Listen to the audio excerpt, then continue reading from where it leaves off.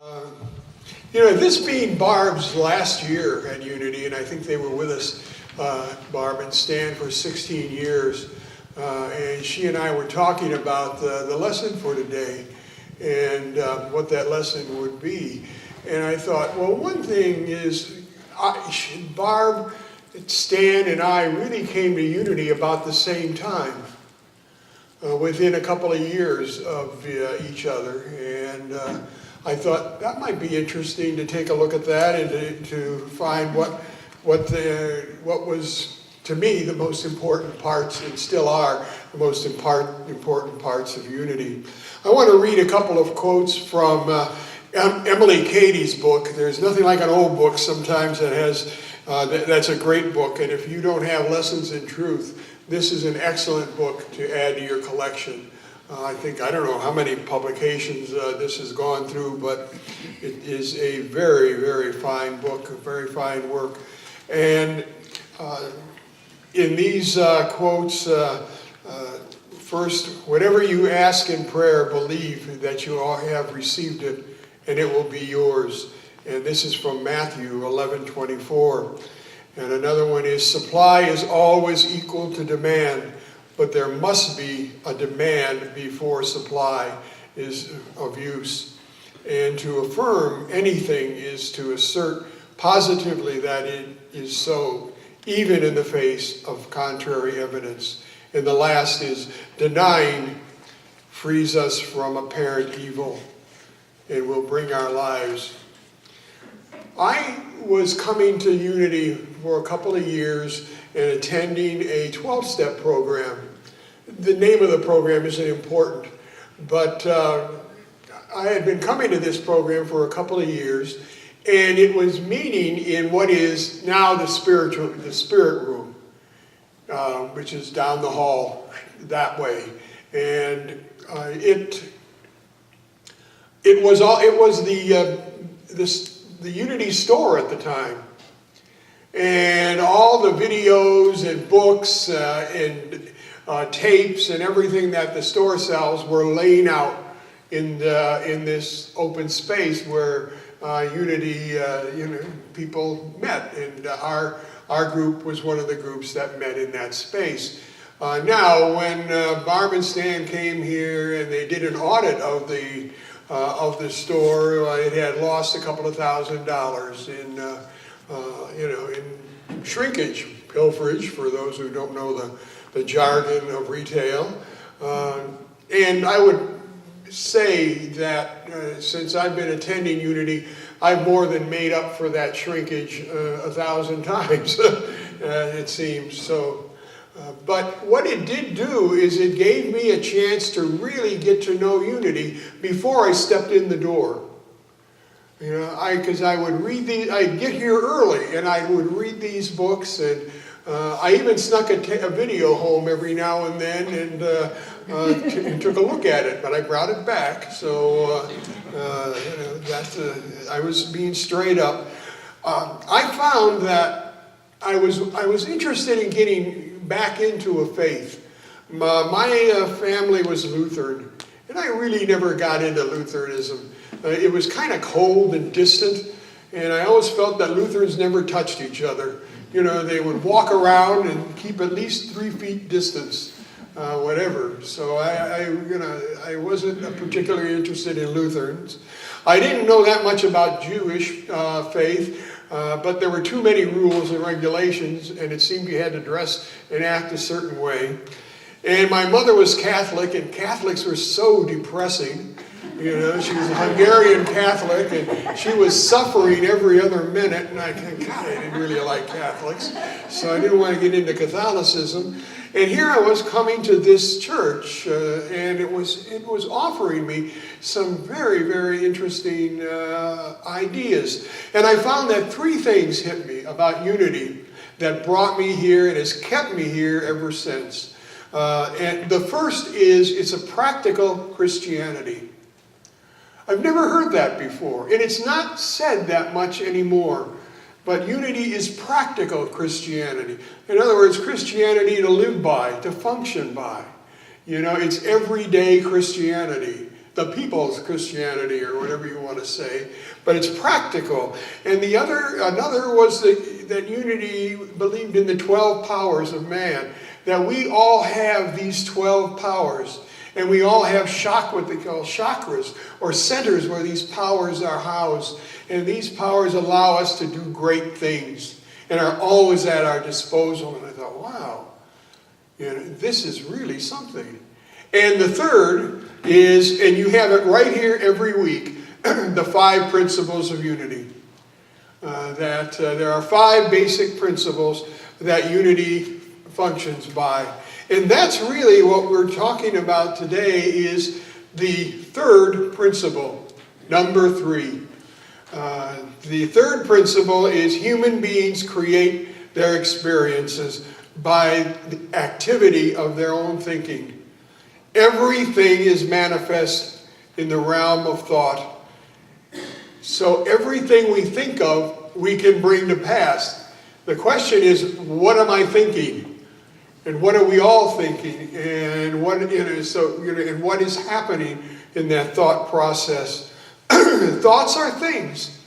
And I found that there are 2 major functions that thoughts provide. One is denials. And if you look at your folder, you're going to see there's a folded piece of paper here that I put together. And in one side, these are denials and affirmations. Samples, like a Whitman sampler. So you get an idea of what it is. I'm going to have a little back injury here, so I'll take a little strain off. So those are some examples, and I put denials first because I've come to believe and see that denials are like a big push broom. They push the trash out of our heads. When you say a denial and you practice denials, you're pushing the junk out of your mind and out of your spirit and out of your life. I release failure. I let go of any past mistakes or regrets, knowing they have been stepping stones for a greater good. Okay, I release inactivity. I let go of fatigue and thoughts and feelings of hopelessness. Those are a couple of examples that I put down on denials. And I would suggest that if you're interested in working denials, you select or make up, because you can make your own if you want. You don't have to use these. At least around 10 denials.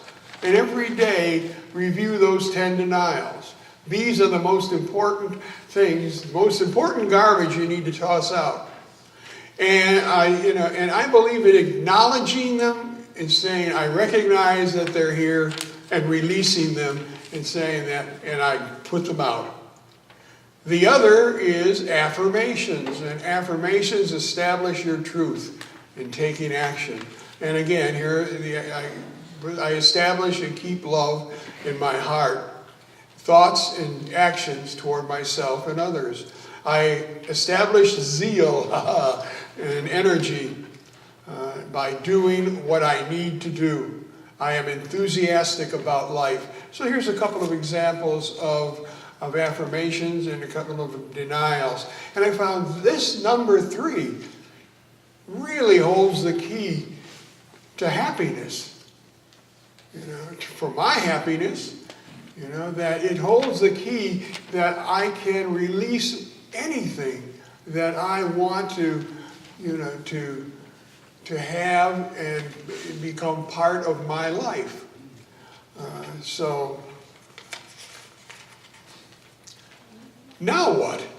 Okay, I will admit sometimes I would do these affirmations and I would have positive results. And sometimes I've had positive results in my life before I even joined Unity. But so where do we go? So where do I go from here? Is there anything else? Or do I practice, do I say these affirmations, do I say these denials, and do I recite the 5 principles and things eventually will happen? Well, it wasn't though. And it hasn't. So thanks to technology, I started Googling around. And I Googled across an author and a certified attraction and life master coach. And I didn't even know there was such a thing as a certified attraction and life master coach by the name of Sherry Wynn. And Sherry Wynn struck upon an idea that I think that really has become a turning point for me in using positive thinking and affirmations, denials, and putting them into action.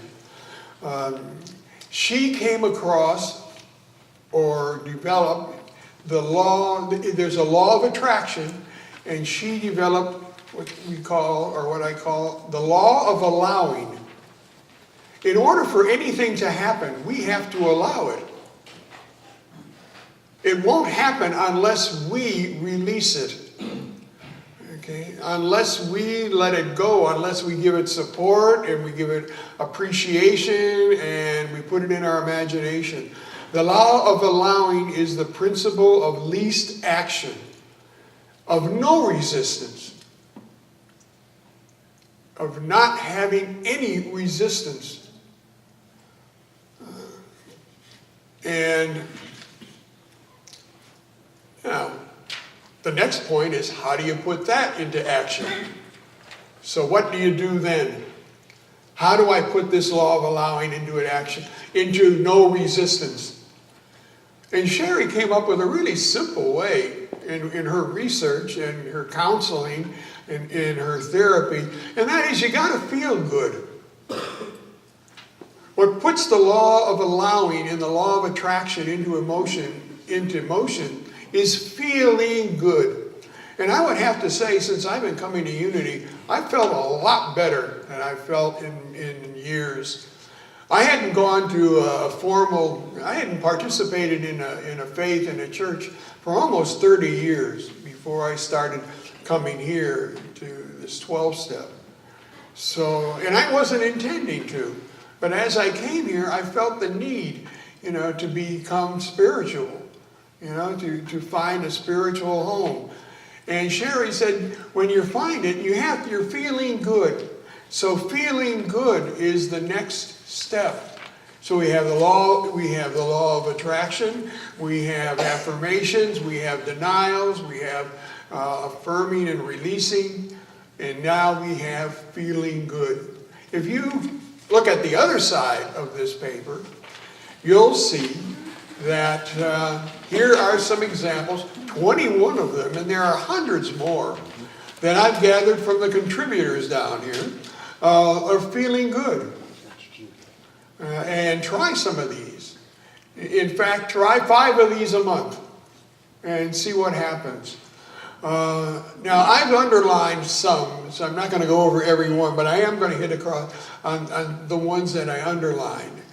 Be proactive. Proactive means be positive. Think as if it's going to happen and act as if it's going to happen. Be proactive, not negative active, or not pulling back, but going forward. Put first things first. Procrastination kills. As soon as we start procrastinating, we start losing the sense of momentum. So make a list, and what comes first needs to be done first. This is one that Sherry liked and using, and that is, do what ifs. What if I was healthy? What if I was rich? What if I was better looking? What if I was taller? What if I was 20 pounds lighter? What if I owned a yacht? What if my kids went to college? What if? Fill your life with what ifs. It sounds strange that you're living in a world of illusion, but what ifs drive us forward. And I know we've all done this. What if? So do some what ifs. Pick some what ifs out and do some what ifs every day. What if I didn't have high blood pressure? What if I didn't have a back injury? What if my nose was a half an inch shorter? You know, I mean, you know, the what if doesn't have to come true. But what the what if does, it sets up a state of mind. It sets up a state of positive thinking that what if? And as we do more what ifs, we'll find that they get clearer and clearer and clearer, that we begin to focus more and more on what we want. Recite denials and affirmations daily, and I say no more than 10. I mean, you know, it's you know, as few as you want. Cooperate. Leave your title at the door. We're all important. You know, I mean, Jesus said we were. We could all do what he did and more. So we're all important. We don't have to carry our title around. You know, we don't have to show people just how important and impressive we are. And this is subtle because a lot of times we don't mean it, but we do it. So just keep an eye on your behavior.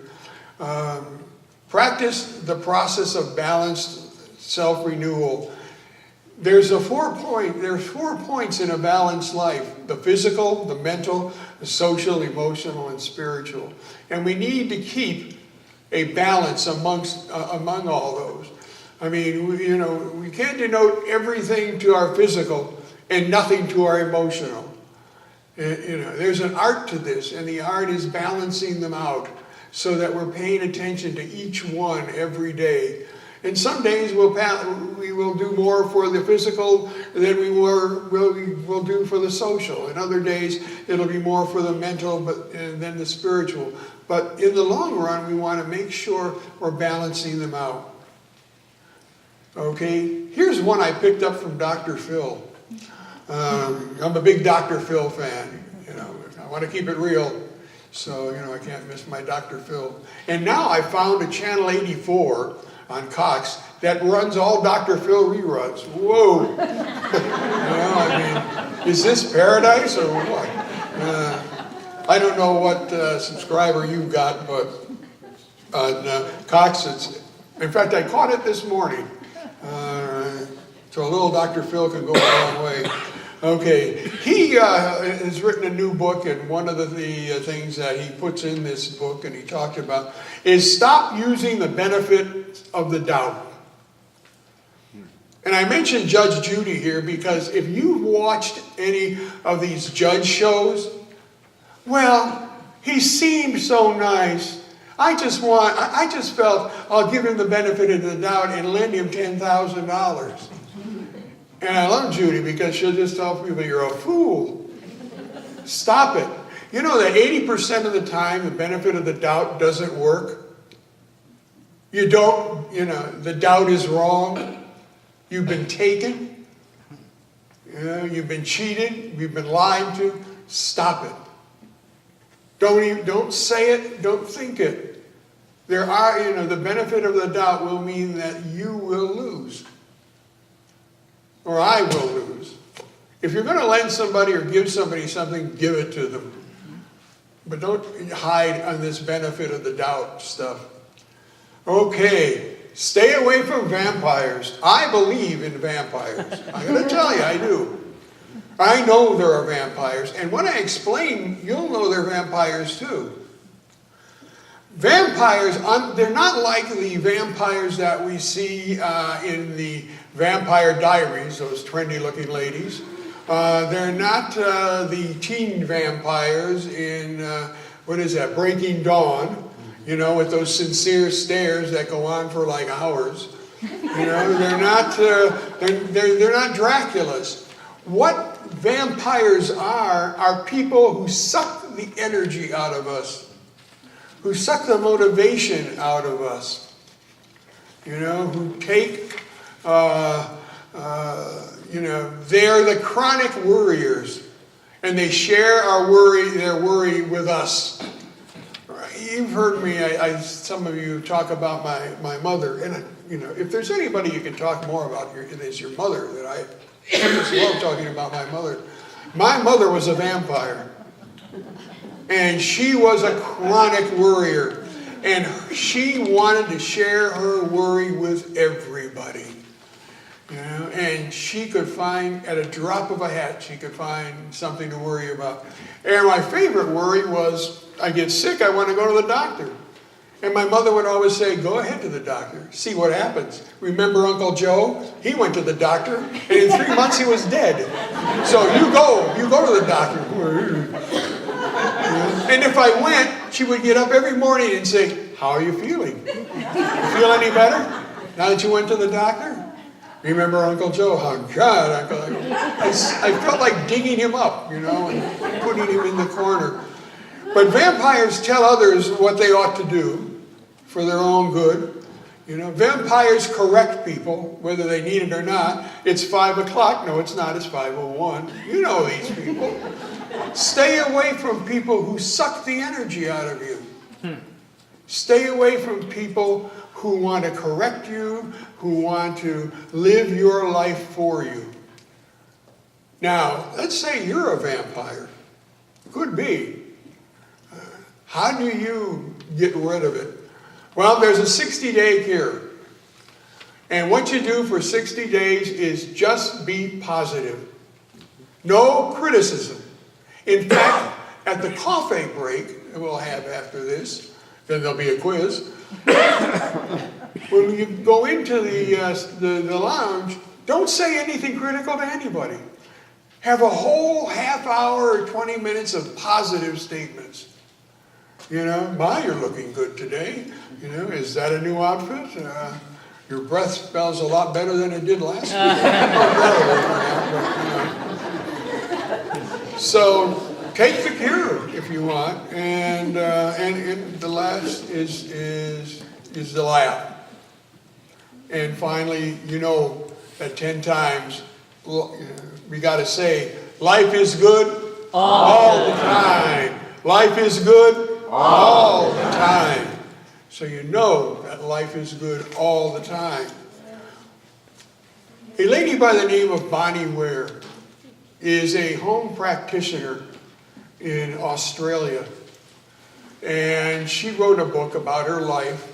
And in that book, and she was not a nurse, she was not a doctor, she was a caregiver. And she specialized in caregiving for dying people. And she through this caregiving, developed a list of 5 critical desires or wants that most every person she gave care to in their last days, in their last 12 to 15 weeks, wish they had done. I'll share that with you because it's important that we know, that we don't want to be on that list. We don't want to find ourselves wishing the wishes that the people she cared for had. So here they are, as soon as I turn the page. The top wish was to live a life true to their own, not a life that other people wanted them to live. A life true to their own. You know, a life where they would do what they wanted to do, not what their neighbors said, their family said, you know, their kids said, true to themselves. Are you living a life true to yourself? Are you even trying to? You know? And even if you try and you don't succeed, you're going to feel an awful lot better, you know, if you do that than if you pass it by. So what is it? This is the bucket list. That's what this is. This is living the bucket list. So, hey, tonight, sit down and make up, and list 5 things that you've really wanted to do in the order of importance. And then what are you going to do about it? Okay, so, you know, and this is what they faced. I lived a life, I'm going to die. I wish I would have done this. I wish I would have done that. They wished they didn't work so hard. So many of the people she talked to worked their entire life. They wished they played more and worked less. How are you on that? Are you inside, are you wishing you would take a break? Are you wishing that, well, maybe I could play a little bit? They wish they had the courage to express their feelings more. They wish they spoke more open and more often in their own defense. Express feelings of self-respect. 4, they wish they kept in touch with family and friends. When I looked at her work, I hadn't talked to my sister or brother at least since 1992. 1992, my mother died, and we had the proverbial feud over the will, in which my sister, my brother, and I shot 3 ways out of the funeral parlor. And never again was I going to talk to that son of a bitch. That was what I was thinking. And my sister, she was thinking the same. My sister hated my brother hated my sister and brother hated me. And I hated all of them right back. So in looking at this, I thought, well, I don't know what happened to them. I didn't even know if they were still alive. So I called my brother and met him and his wife. We had lunch out in Lorraine. My sister was a very aggressive person, almost intimidating. Well, she was intimidating, I'd say almost. I didn't call, I just stopped in. I didn't even know if she lived at the same address. I didn't even know the address. I knew she lived in Rocky River, I knew what street she lived on, I knew it was one of the 5 brick houses, on the side of the street that overlook over I-90. I picked one, went up to the door, knocked on the door, and her daughter, who looks just like her, answered the door. And I said, Marion? And she says, no, John, it's not Marion. And she knew me. And she, hey, John's here. And it was like I never left. I never left. So, keep in touch with friends and family. And the last is realize that happiness is a personal choice, that we choose our happiness, that we choose whether we're going to have vampires in our lives or not, that we choose how much work we're going to do, and we choose how we're going to treat our family and how we're going to let them treat us. So you choose. I've had a great 18 years here at Unity, and I think Barb and Stan have been here 16 of those 18, and I know I'm going to miss her dearly. They're both great people, and I know Unity's going to go on after she leaves, but it'll be a little less and a little different than what it was. So with that in mind, may the Lord bless you and keep you. May his face shine upon you and brighten your life with joy. May he be gracious unto you and favor you by granting you peace, prosperity, health, success, and love. And by all means, keep in mind that life is good all the time. Thank you.